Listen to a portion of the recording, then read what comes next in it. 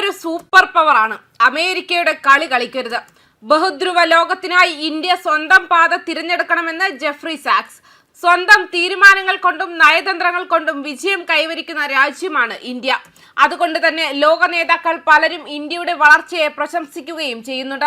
അമേരിക്കയിലെ വിദഗ്ധർ ഉൾപ്പെടെ ഇന്ത്യയെ പിന്തുണയ്ക്കുന്ന സാഹചര്യമാണ് ഇപ്പോൾ.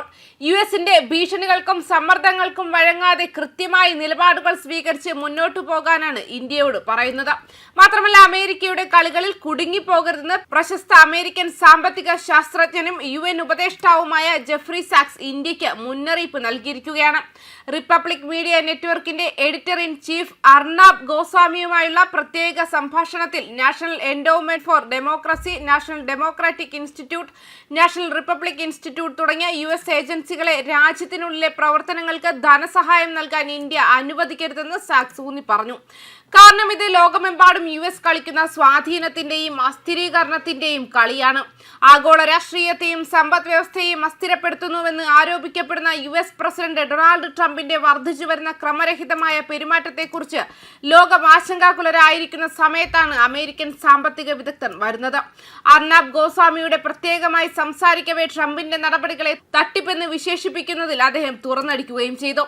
കൂടാതെ തന്റെ അധികാരം അങ്ങേയറ്റം ദുരുപയോഗം ചെയ്തതിന് അദ്ദേഹത്തെ മാനസികമായി അസ്ഥിരനായ വ്യക്തിയെന്നും വിളിച്ചു.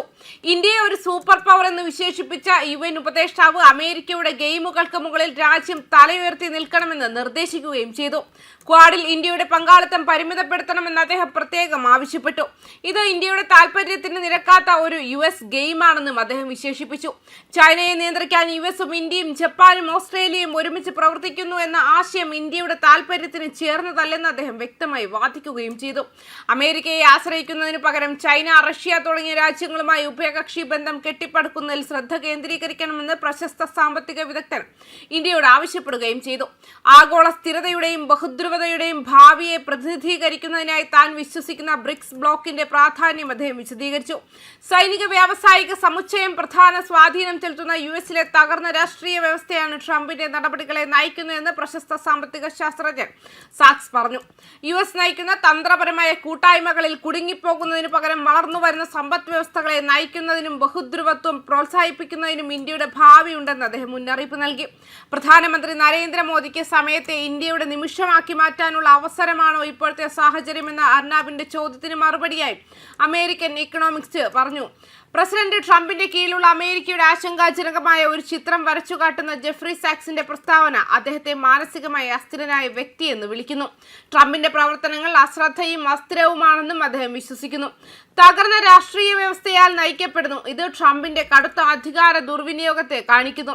ട്രംപ് 50ലധികം ഉടമ്പടികളും UN സംഘടനകളും ഉപേക്ഷിച്ചതും അദ്ദേഹത്തിന്റെ ഭീഷണികളും അധിനിവേശങ്ങളും ഭരണഘടനാ നിയന്ത്രണത്തിൽ പ്രവർത്തിക്കാത്ത ഒരു US രാഷ്ട്രീയ വ്യവസ്ഥയുടെ ലക്ഷണങ്ങളാണെന്ന് സാക്സ് ചൂണ്ടിക്കാട്ടി.